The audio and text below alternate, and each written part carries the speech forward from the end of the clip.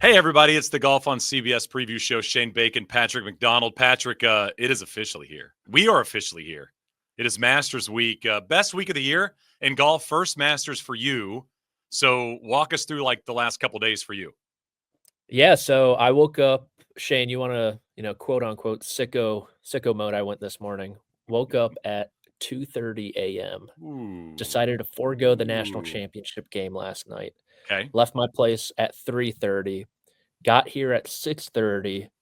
Met our boy Rick. I don't have a parking pass, so I had to meet up with him. Okay. Got here by 7. So I have Ready to been go. I've been ready to go.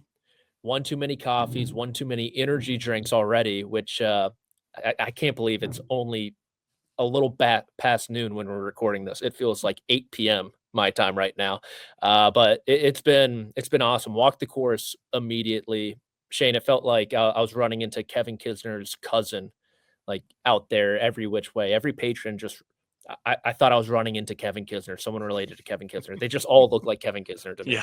At this, Very, it's probably very Southern, very polite. Yep. yeah. Yep. It's one part lack of sleep, another part we're in Georgia, so it makes sense. But it's everything it lives up to. I mean, not a blade of grass out of place, and I mean, even this podcast studio is world class.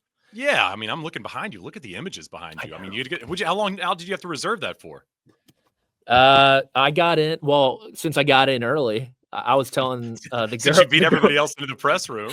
I told the girl at the front desk, I was like, I need these times. She's like, it's a lot of time, but I guess you beat everyone to it, so they're all yours. I was like, all right.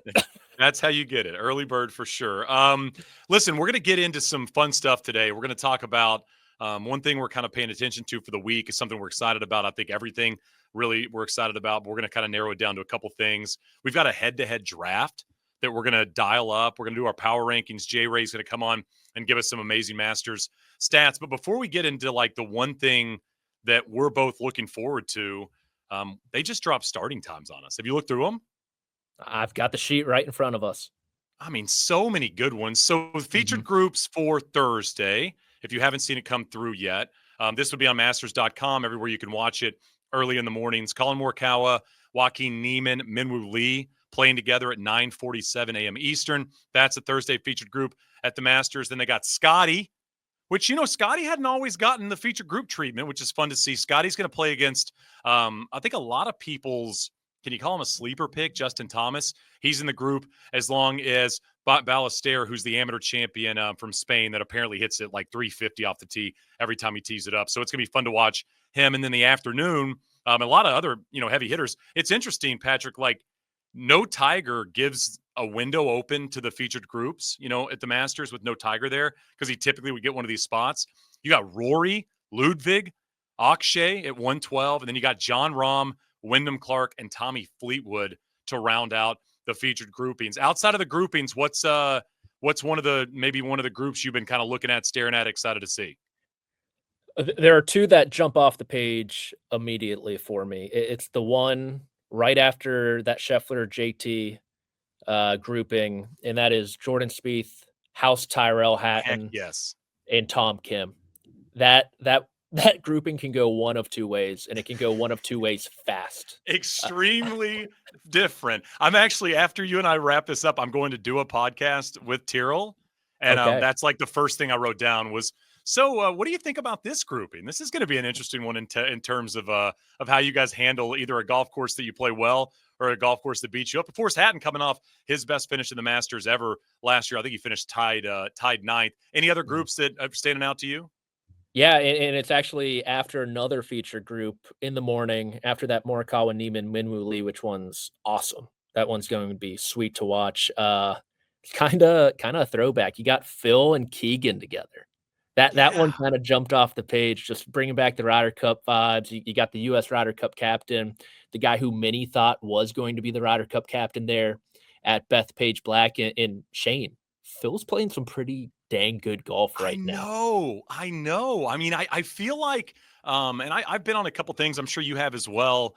You always get asked for sleepers and things like that. I mean, Phil's high on my sleeper list. And I know it's weird to say a 3-time Masters champion can be a sleeper, but I mean, in terms of odds and things like that, he is down the list. But I'm with you. I like Phil's game right now. Seems like he's coming in with a bit of confidence, and has been playing some solid golf. And I mean, this is a place where people roll it back. I mean, you think about Freddie all those years. You think about Jack in '98. Like, you can have those moments in your 50s where you get yourself in contention and potentially in those final pairings on Saturday and Sunday. And so I'm with you. I like Phil. I like Sergio a little bit as well. Mm-hmm. I think you and I, before we started, we said we've talked ourselves into literally everybody in the field. Is there anybody you haven't talked yourself into? Because I feel like I've basically said every name.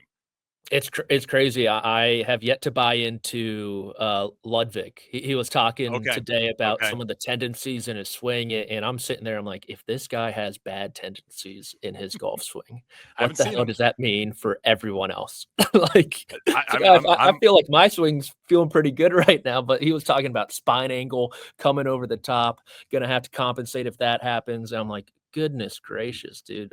And so he's actually the one guy near the top who I'm a little tepid on right now. okay. Anyone you don't like quite yet? I know we're gonna get into picks who can't win, which always bodes well for us. Yeah, it's interesting. I mean, it's so easy to go down the list of the big names and say, I like this person, or I think this person could win, and things like that.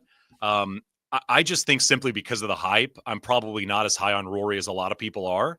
I mean, only one player has won the Masters after their 15th start ever, and that was Sergio. This is going to be Rory's 17th start.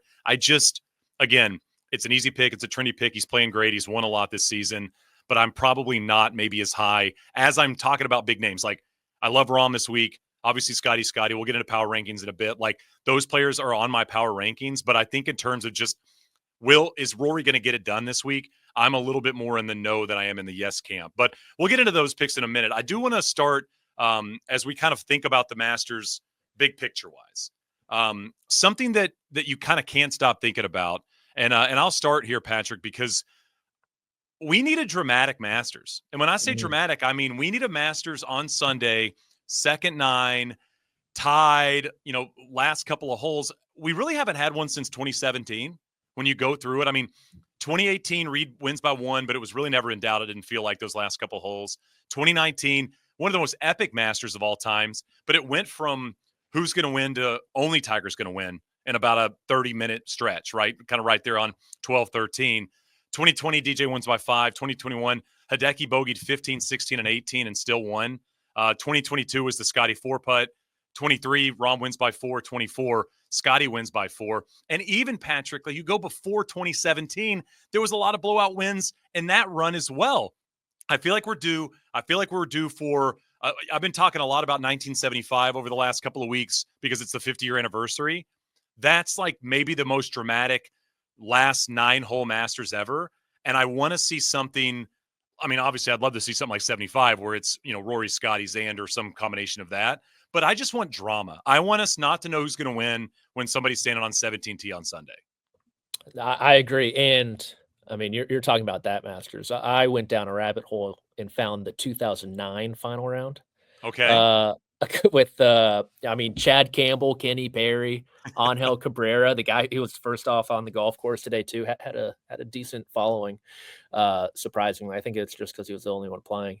But I'm actually looking at who's going to find the Augusta magic. Shane, we kind of alluded to it with. I mean, Phil finished runner up at this golf tournament 2 years ago. Crazy. 2 years ago, a year removed from not playing. Right.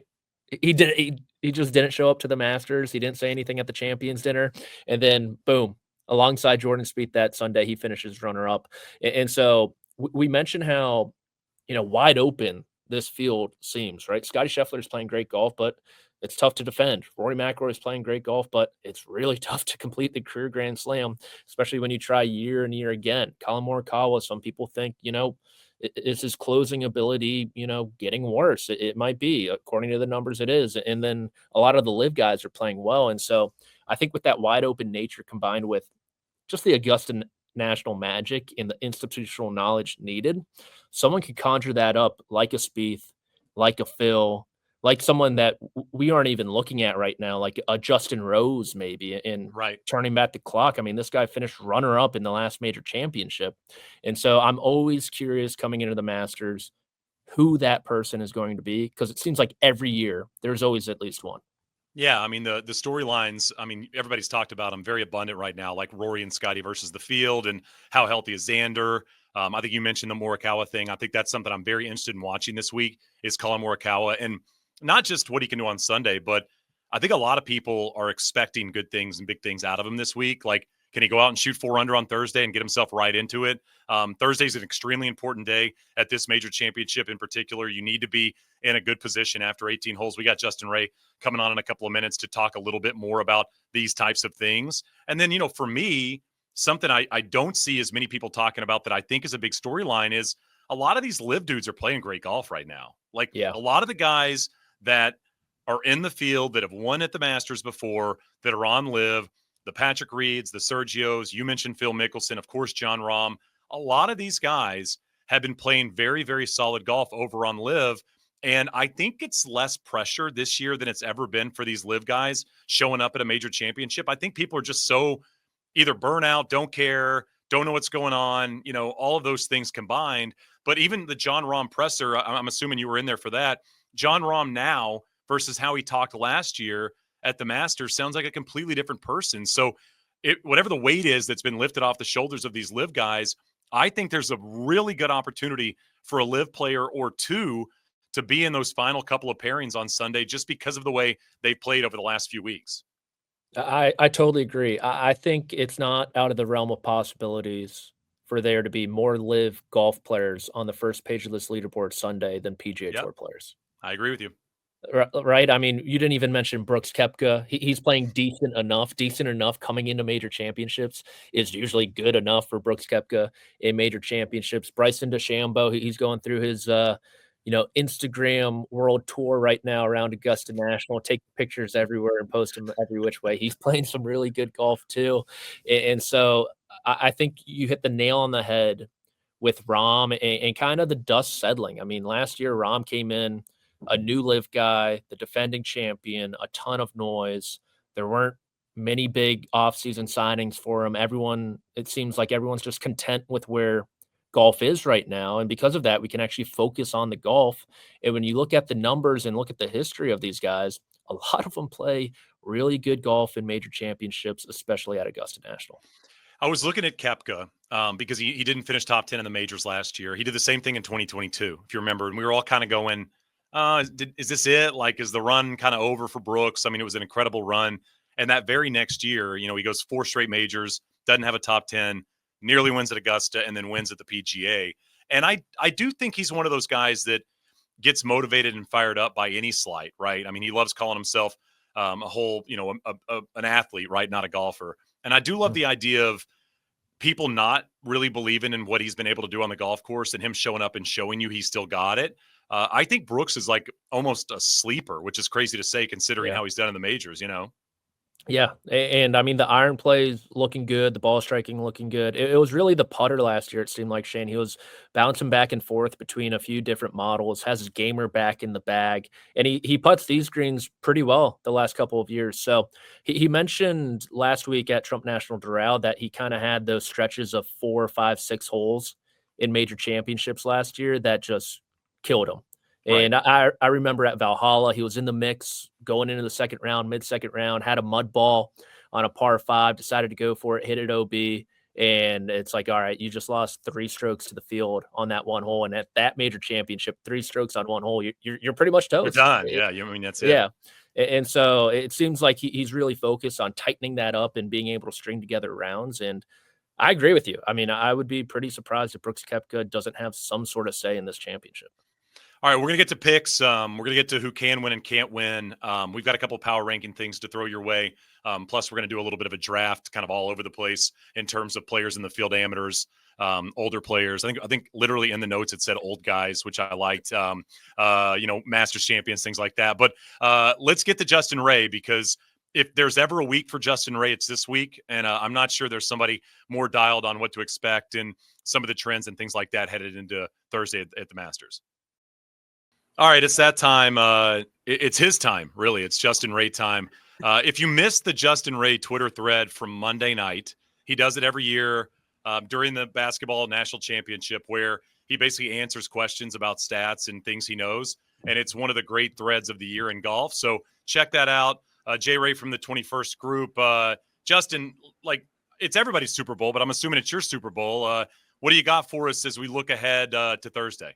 So I've got an interesting corollary between a guy who made a big splash in his Masters debut last year and a guy who's about to make his Masters debut.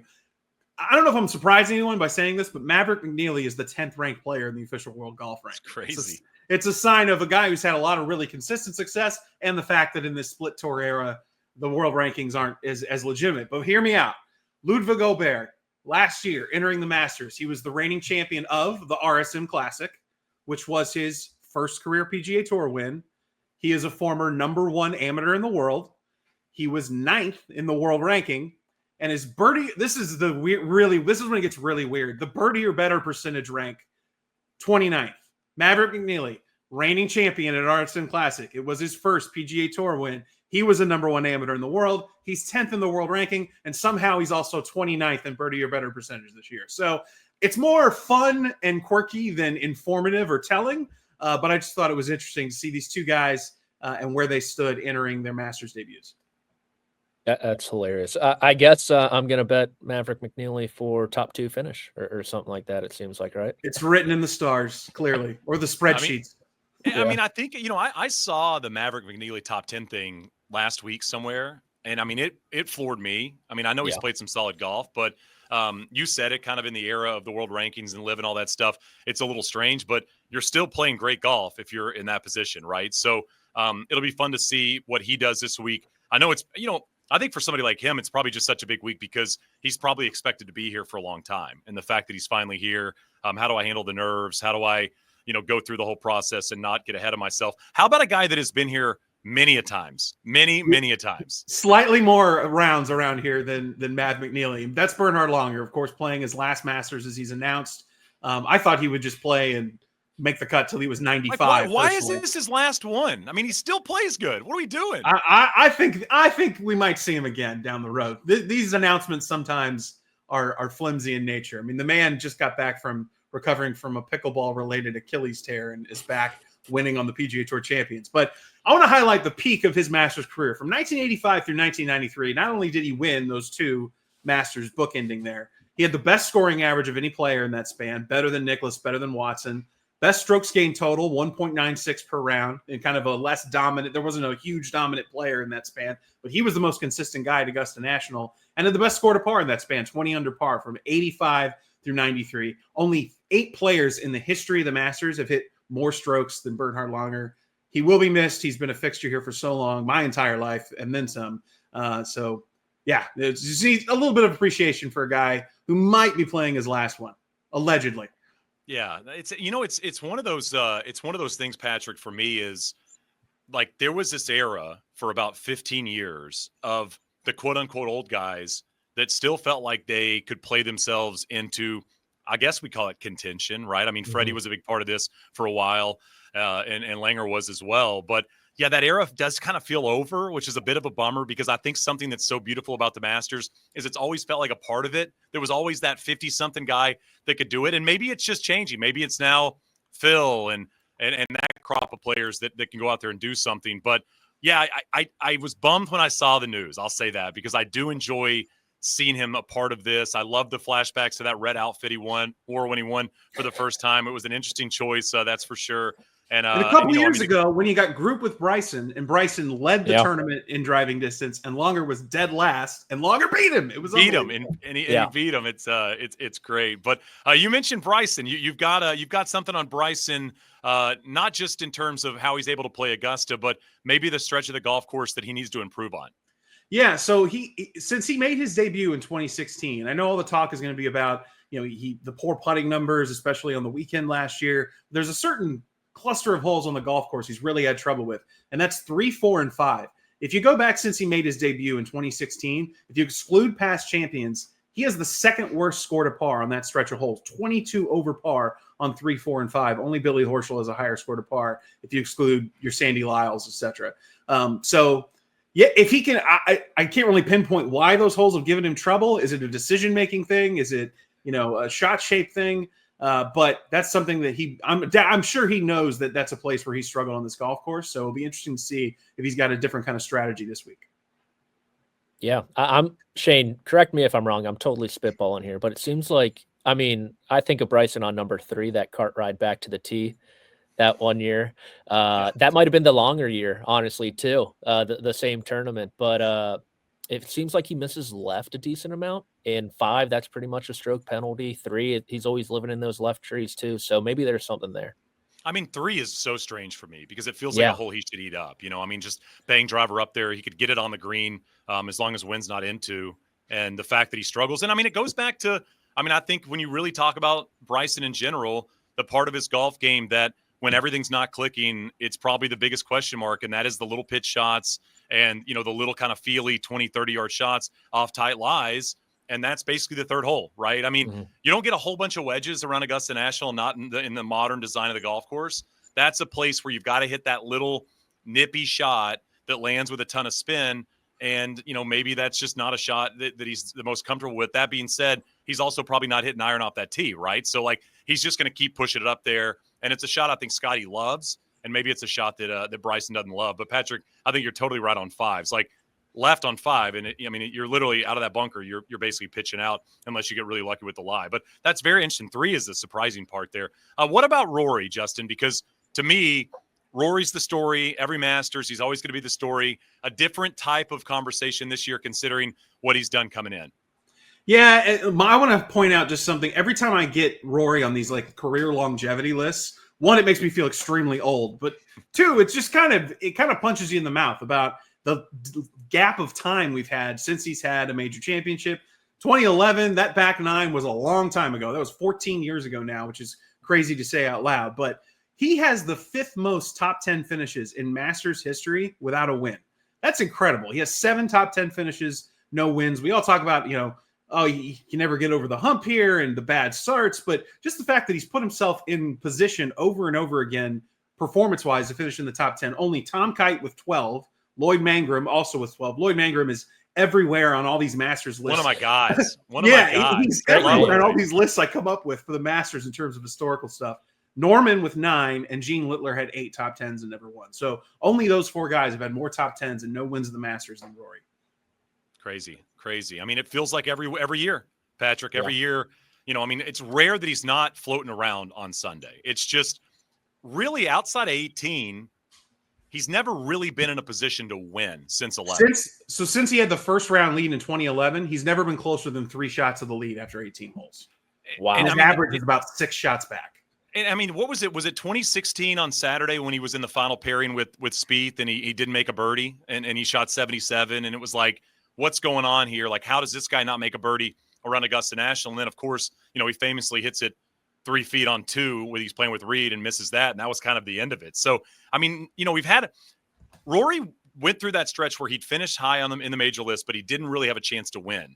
That's changed over the last 3 years, right? He's had really good chances to win and he hadn't been able to win. But Patrick, I feel like for him to actually do this, he's probably, we always said maybe he'll luck into one or something like that'll happen. To me, it's he probably needs to be leading on Sunday going into it, Yeah, I do agree. He mentioned today how from kind of before 2020, that lull in his major career, you could say, that he just treated them like regular PGA Tour events because he thought mentally that was better for him, healthier for him. And then after that, he was like, yeah, I kind of realized these aren't really regular PGA Tour events. And then you see it with the results. It seems like he finishes top 10 in every single major championship. Crazy. Again, there is nothing stranger than this drought, considering when you look at his Wikipedia and it's all yellow and yet there's no victories. It's just the floor is so high. It's crazy. All right. One more for you, Jay Ray. And it's somebody that we all hope can have one more magical moment at Augusta National. It's been 10 years since Jordan Spieth won the Masters. How has it been 10 years? But I wanted to put some perspective on just how historic that 2015 major championship season. I know, second youngest Masters winner to Tiger. He wins the U.S. Open at Chambers Bay. And then, was it the 70th hole at the Open Championship? It looked like he might win that too. Made that bomb at 16, really just misses the bunny at 17, or he's in that playoff. Yeah, absolutely. So over the course, and then there, of course, it was a birdie fest in that PGA Championship where Jason Day won. So over the course of the entire 4 majors in 2015, he was 54 under par, the best single year in terms of combined score to par in the history of men's major championships, going back to the first Masters in 1934. One shot ahead of Tiger Woods in 2000, 53 under. Now, the strokes gained total is crazy different because Tiger, the scoring was different and everything. But I thought that was one interesting, fun carrot that he was just one shot ahead of Tiger. And then you have to go all the way down to 17 shots to 36 under par. Brooks Koepka in 2019 is the third best. Wow. You sleep, you forget how good he was, man. Like we forget how good he was. I mean, he was 21 years old. He was the youngest player to win the Masters and U.S. Open in his career, and he did it in back-to-back major starts. So unbelievable. I can't believe he only has one Masters. God, no, he's got to have like at least 4, right? Yeah, he's won 3, but he only apparently legally he's only won 1. But yeah, I think 10 years ago. I think like, every year around this time, the image when Spieth is in the Butler cabin with Danny Willett. Mm-hmm. He's got this face of just absolute, like you just saw a grisly murder scene on Law and Order. Like it was awful. Yeah, Justin, they used to make the second place finishers sit in there after the Masters, and there are some close call players that would sit in there, and they looked like Spieth in 16. Yeah. Unfortunately, or fortunately, I guess you could say, for a lot of the players, you don't have to do that anymore at the Masters. I know you do at the Open, but yeah, that you go back to 75 and Weiskopf's face sitting in there trying to answer some of those questions, and Spieth in 16.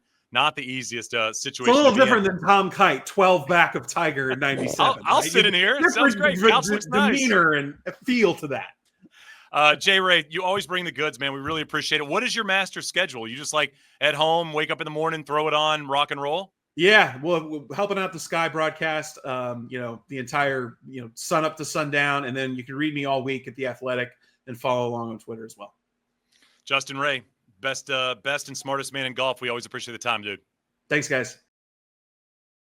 All right, time for a little head-to-head with Patrick. But before we get to that, just tune in to Morning at the Masters on the Masters YouTube channel, Wednesday through Sunday with special guests all week long, featuring friend of the Golf on CBS preview show, Hallie Ledbetter and company. It's going to be great. Make sure you tune into that and get yourself really prepared for Masters each morning. All right, Patrick, we're going to do a head-to-head drafting of the Masters. Put together a list, and we get to kind of go bounce back and forth in terms of picks. We'll do aggregate score to par on the back end, and we'll have it tracked, and we can revisit it next week. And you know what?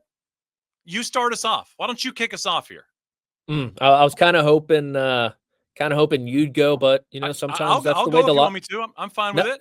No, I'll play with the hand that I've been dealt. So we're going to do debutantes first. Okay, that's the first category.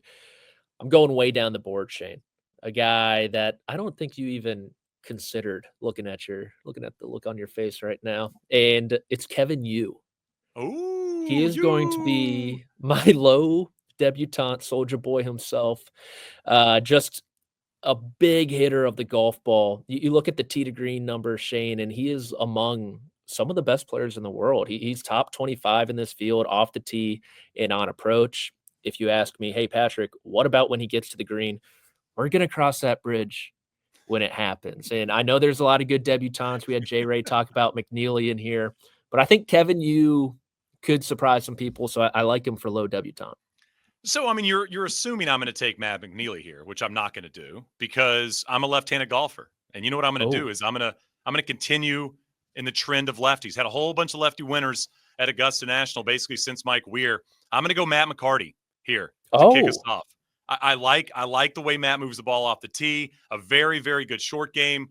So I think Matt, he's played well in some big events. I think it's taken him a little bit of time to get comfortable in that world, but I think he's ready. I think he's fired up. I like Matty for first time participant here at the Masters, and then I'm going to lean right into a champion here at the Masters. Okay. And again, this is very easy to go with somebody everybody's going to take, right? Who's the most popular pick? Who's the betting favorite? No. I'm going Rahm. I'm going Rahm here as my Masters champion on my list in our little head-to-head draft. So I had Jon Rahm also because I was thinking of zagging, clearly, or zigging instead. So I'm gonna take the world number one. If you're giving me the world number one, I will take the world number one. But I could see them kind of alternate putting the jacket on each other. It'd be Couldn't you? so cool. It'd be so Yeah. cool. I would love it back and forth. There was didn't that happen? Wasn't that Tiger Phil for a while? Was that right? Where it was Phil in 04, Tiger in 05, Phil in 06. So it was kind of like jacket, jacket, jacket. See that happen again? Yeah, I could see something similar. So I'll take the quote unquote old guys, the first pick Okay. off the board. I think there's one guy I'm going to give him to you because I think this man is going to make the cut and finish inside the top 39. He's going to finish inside the top 39, not top Okay. 40, top 39. Oh, gotcha.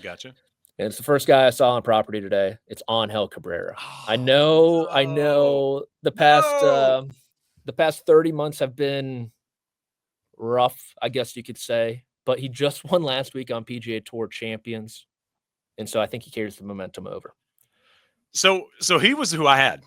That's who I had on my list.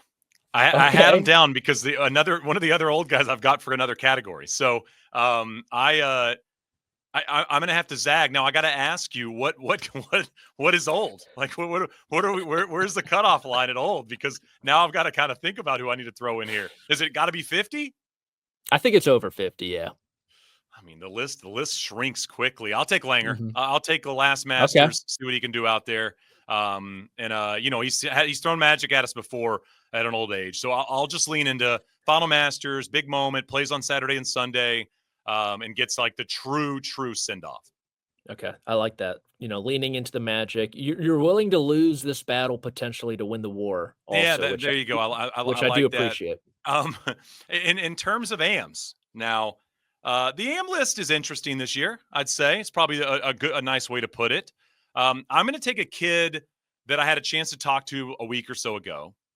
Okay. Has not played a lot of competitive golf because of a transfer in terms of his schooling. Hits it very, very far, and has been very impressive and has a pedigree of golf in his family. Has played a lot of championship golf. I think he's an outside shot right now to make the Walker Cup team. I'm going Noah Kent for my low AM this week. Who you got? I went with not a kid, the mid-AM himself, 40 years old, a chartered financial analyst. Great day in the market, Shane. Bouncing back, baby. What tariffs? Going with Evan Beck. Okay. DC guy. Ran through the mid-AM. We're not taking the best amateur on the board, by the way. Neither of us took the actual best amateur on the board. But most experience, he knows how to handles the ups and downs, the market volatility. So I think that comes in handy this week. Interesting. I think we're probably both going to lose that to another AM that we'll be having in our featured group coverage come Thursday morning. But I like that both of us are kind of going off the board with some of these picks. And then we lean heavily on you here for low live golfer. Yes. And like we mentioned, there's a lot of them playing good golf. Like I would say eight. Even Schwartzel, he finished runner-up last year. But I'm going Patrick Reed. 3 top 10 finishes in his last 4 worldwide starts. Seems to always hover on the first or second page of the leaderboard here. Driving the ball much better, which has always been kind of a bugaboo for P. Reed. The short game, the putting, the soft hands, all of that's going to be there. But if he's able to put the ball in play, I think he has a real chance, Shane, to become a 2-time Masters champion this week. If Patrick Reed wins this week at the Masters, does he make the Ryder Cup team later this year? Oh my gosh. And this whole time I'm thinking about Sergio's place on the European Ryder Cup team somehow. Could you imagine both of those guys at Bethpage Black? Let's bring them back. Let's have them play each other in singles. Let's just really lean into it. By the way, my live golfer Sergio. I'm kind of in the same camp as you. I for whatever reason, this happened with Justin Rose a couple years ago. For whatever reason, these guys get a little bit older and they see that last opportunity to make a Ryder Cup team. I think Sergio's trying to embrace that this year, dedicated a little bit more time to his golf, very excited, playing solid golf as well, and obviously has a history around this golf course. So my low live golfer is Sergio. And then, what are we doing here, lefties? What are we doing? We got a guy that just won this literally 3 days ago, but I can't not go Phil here. I have got to go Phil Mickelson. History tells me if I took anybody but Phil, I'd be an idiot. So I'm going Phil for low lefty. Okay. And I'm not going with the guy who won last week, but he is one of the guys I have circled as a potential winner. Like we mentioned, there's about 90 of them this week. Sorry, Mike Weir. He is not one of them. Not on the list. Sorry, buddy. It's Robert McIntyre. He is playing Ooh, some dang good ball striking golf is right now. face off right now. Oh my gosh, the improvements off the tee and on approach this year, Shane, are dramatic, very significant. 2 top 25s in 2 attempts here at the Masters, makes his return, I believe, first time since 22, perhaps. And it's easy to forget. I mean, did this guy win the biggest tournament of his life last year at the Scottish Open? So what's the Masters to him, right? It's the same thing. Yeah. Bring Dad back out for the weekend. Let's get him on the bag. Who knows? By the way, if you want to do your list, just throw it in the comments on the YouTube page. And if you nail it or if you crush us, maybe Patrick will buy you something really nice out of the merch shop or something like that. All right, now let's lean into power rankings. We've been doing the Masters power rankings the last few weeks. I don't think there's a lot of changes on this list. I don't know if you feel this or if I feel this, but like the list now is like all-stars. This is the true 5 dudes that I feel like the winner is going to come out of. I'll let you kick us off with your number 5. Yeah, so I bumped Xander out of the top 5. Yes, and I moved Bryson DeChambeau in. Wow, why? Why do you like number Bryson? 5. He is driving, to steal a quote from Jordan Spieth last year at the Valero Texas Open, the piss out of the golf ball at the moment, which isn't rare for Bryson, but I think the golf course is pretty wet right now. And obviously it's going to dry out throughout the week. The firmness and quickness of this place got to him over the weekend. And with some Friday rain also potentially in the forecast, I think that's going to help someone like Bryson a lot. So it'll obviously come down to those touchy-feely short game shots. But let's not forget, this guy was the first-round leader last year, finished T6, runner up there at Valhalla too, won the U.S. Open. He was on the cusp of an all-time major championship season. So I gave him the slight nod over Xander. First time he's been on your top 5, right? Correct. Yep. My number 5 is a guy that I'm going to mention in a little bit, so I had to throw him on here. Russ Henley, talked a lot about him. Love him this week. Has played great golf at the Masters in his career. Is playing great golf right now. By the way, he's only played once since the win. Did you know that? He only played the Players, and that's it. So I maybe rested. I don't know really the reasoning for taking a big break after winning at Bay Hill, but I still like Russ Henley. I think he's got a really good chance to win this week. You know, when you go through the past winners, especially the last, I think 6 of them, Tiger, DJ, Hideki, Rahm, Scotty, right? We haven't had a quote-unquote random Masters winner in a while, and it does happen. They do pop up here and there. So on my list, the lone quote-unquote random player, even though he's one of the top probably 15 players in the world, but Russ Henley's my number 5, and I'll lean right into 4, Morikawa. I mean, I don't see how you have a list of these 5 players that are likely going to win this thing and don't have Morikawa on the list. I agree. I dropped Morikawa to 4 as well. Has kind of been in that 3-hole for me all lead up, but dropped him to 4 because I put Jon Rahm at number 3. I think we have the same list here. I think from now, 4 on, you and I are the same. Do you have Rahm, and then do you have Rory too? Yep. And Scotty 1? Yeah. Golly. I just felt coming down the stretch, who do I trust more to make like a ticklish 8-footer? And I kind of trust Jon Rahm more than Colin Morikawa at this point. Yep, I would 100% agree with that. I mean, I just think Rahm's got a great chance. Obviously, we talked plenty of Rory, and I think what we've said throughout this entire time doing the power rankings is until Scotty gets bumped by somebody in terms of how he plays at this golf course, he's looking to become the second person ever to do this, to win 3 and 4 Masters. Only Jack has done it before. So, Scotty does history well. I don't think it intimidates him. Obviously, only player ever to win back-to-back players and what he's capable of doing. But, it's a golf course built for a guy like him. So I just think Scotty's got to be a top any power ranking you're doing for the Masters. All right, let's go to picks to win. Now let's get into it. Could be a little different than our power rankings, because power rankings are like, these are the dudes that likely are playing the best golf. But who's can win is a little bit of a different story. This is who you believe can win the Masters in 2025. You got 3 names. Who are your 3? So, for the sake of show business, none of them are in my power rankings. Wow, look at you. Yeah. Very impressed by this. Got to help producer Josh out somehow. I kind of screwed the pooch with the nicknames a couple weeks ago. Felt bad. So, we're going to give some quote unquote random names. So, my 3 winners are Patrick Cantlay. Okay. Quietly playing some good golf. Yep. Shane Lowry. Love him here. Yes. And you turned me on to him. He was in your, I think, first or second Yep. iteration of the power rankings. Love him here this week too. Saw a video of him saying he kind of figured this place out playing with Tiger Woods. And then the last is the guy I already mentioned. It's Robert McIntyre. We're Love due it. for another left-hander winning this golf tournament. And Keep the trend going. I think you could pick Akshay maybe, but I'm gonna roll with Bobby Mack playing some really consistent high-level golf. So I did pick a couple off my list, one that was not on my power rankings. I've got Scotty, as I've said, throughout. I think Scotty can win the Masters because he's won 2 of the last 3. Morikawa, close last year, playing excellent golf. Ball striking this year is crazy. Do you see that Kyle Porter tweet about the rankings? He's like first in basically all the big categories in 2025. It's crazy. I think a little bit like what we saw with Spieth in 14 to 15, you kind of get there, you see what it's like, you feel the pressure, you've got a more experienced and already a champion at the Masters alongside you in the next year. Maybe all of that stuff's handled a little bit better. We saw that last year with Morikawa. And then my third is the man I just mentioned, Jordan Spieth. He can win. I think he can win. Do I want him to win? Sure. Do I hope he wins? Sure. But I think he can win.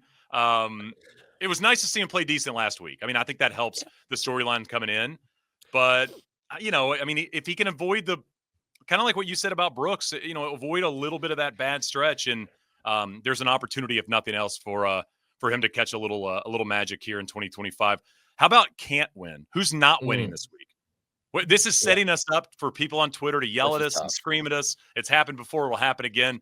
What are 3 names that are not winning? They are not going to have a green jacket Sunday night. Okay. I mentioned one of them, Ludwig Oberg. He is not winning. My boy Ron Kloss, PGA Splits 101. He's kind of been beating the drum on this weird stat of if you finish top 5 in the Masters the year prior, you have no chance of winning the next one. Okay, interesting. Just like it, I think only DJ's done it the past X years. Couldn't tell you. It could be 100 years, even though it hasn't been around this long. We'll go 100, sure. Because of that, Ludwig, you're not winning the Masters. Sorry, kid. Next, this one's going to be tough to say. Rory McIlroy will not win the Masters. Josh, clip that, please. Yep. Next. Can you say it one more time, just a little bit louder? Rory McIlroy will not complete the career Grand Slam and win the Masters this week. Perfect. There you go. There it is. I'm sorry, but congratulations on your impending PGA Championship victory. The third and final one, which we have disagreed on, is Justin Thomas. I do not think Justin Thomas is going to win the Masters. Every statistic says he's a great fit. He has the creativity around the green. But kind of like Brooks, kind of like Spieth, I am concerned about like 3 to 4 holes with him. It just seems like it always pops up somewhere in a major championship, and the recent form in majors isn't great. So he's actually the one who kind of scares me the most out of the 3 is JT. So I got Ludwig on my list as well. Can't win. Don't think he's going to win. Not putting well. And if you're not putting well at this golf course, bad putters have won at the Masters before, but they putt well that week, and he's just not been rolling it very well. Just been out of sorts. It just hadn't been the same Ludwig we've seen in years past. Tommy Fleetwood, I've got on my list. Ooh. Can't win. He's the easiest person ever to put on the can't win list because he's very high, always on the odds, yet he doesn't win. So I love Tommy Fleetwood. I'd love to see him win. I just don't think it's going to happen. And then I've got somebody on my can't win that you have on your can win, and that's Bryson. I don't think Bryson's winning this week. I mean, Bryson is fun if he plays well and all that, but I just don't see it. I just don't see it right now at this point. I want a little bit more positive Bryson golf headed in before I can pick him. So who is your pick? Who is your 2025 Masters champion? Do you have a pick? Are you ready to announce it? My pick to win the 2025 Masters is Jon Rahm. Jon Rahm. Who is your Masters pick, Shane Bacon? It's a name I've said a lot in this space, and I just continue to say it, and I'm going to continue to say it. Even if he misses the cut, I'll say it on Saturday. I'm going Russell Henley. He's my pick to win the Masters this year. Henley, major champion. America continues the reign, the dominance in major championship golf. And Russell Henley will be firmly on that Ryder Cup team. And then a long shot pick. I think you and I might have the same one here. Who's your long shot? Yeah, so I've kind of gone back and forth, but I think I'm going to settle on Patrick Reed. Okay. as my long shot. I think he's like 90 to 1, 100 to 1 at some books. I just think that's a little bit disrespectful for a guy who plays this golf course great and is in good form. Yeah, I think that's a great And, point. and so P. Reed is my long shot this week. I'm going Phil, picking up the fourth green jacket. Could you I mean, imagine? listen, if nothing else, how fun is it when Phil's one of those guys that when he's in contention at a big tournament, it's just way more fun to watch. Like Yeah. Phil grooving. Tiger, when he grooved, just was better than everybody else. But when Mhm. Phil's grooving, like his attitude, the way he goes about it, the way he looks, some of the golf shots he's not scared to try. Yeah, it's just like it's fun. And I mean, Phil has obviously been playing better golf than we've seen in the last couple of years headed in to the Masters. And I just feel like for whatever reason, Phil, much like Fred Couples, shows up and he gets excited and he probably knows he only has a couple more opportunities at actually trying to play well and contend here. So, yeah, my long shot is a man that has won this thing 3 times in the past. The last time 15 years ago. Is that right? Is that the last win for him? Yeah, 2010. Pine Straw. Goodness gracious. Yeah, one of the best shots in Masters history. So there you have it. Head-to-head, Masters power ranking, Jay Ray. Threw out some stuff off the top, got some great pairings. We're going to be back all week, by the way, in and around HQ and wrapping up rounds and all that good stuff. So make sure you're paying attention to that. Patrick, what's the plan the rest of the day for you? I've got an HQ hit. I've got a file story, which I've kind of been bojangling on between you and me. And then, a lot of evening activities that I was not quite prepared for week of the Masters. But Shane, I don't know if it's like I'm having a good hair day or what, but the invites are flooding into the inbox. Hair looks great, man. It looks great. I mean, I think I've got to make probably part of it. I've got to make some tough decisions on who I'm RSVPing no to and who I'm RSVPing yes to. What about you? I know you got a busy week ahead. Yeah. I'm about to go chat with Tyrrell Hatton for the Ping podcast, and then I've got a couple of meetings, and then I've got to host a dinner tonight, and then Wednesdays like go out on the golf course, and I think Billy Kratzer and I are going to go out on the golf course and spend a couple hours just walking around second nine, do that whole thing, and just take it in. I mean, at the end of the day, we're the nerdy golf people we were when we were 12 years old and watching the Masters. No matter how old you get and how many times you come here, it's still the coolest place in all of golf, and so.